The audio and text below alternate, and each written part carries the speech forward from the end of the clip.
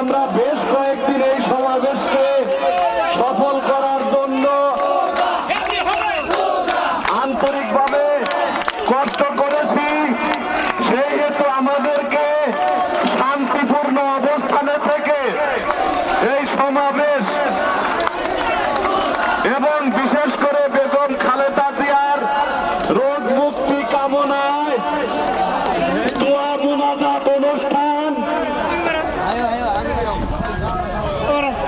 সফল করার জন্য আপনারা যার যার অবস্থান থেকে দায়িত্বশীল ভূমিকা রাখবেন। আমরা লক্ষ্য করেছি হাজার হাজার সর্বস্তরের মানুষ মহাদেবপুর ইউনিয়ন সরকারি কলেজ মাঠে আজ জমায়েত হয়েছে। শত শত মা বোন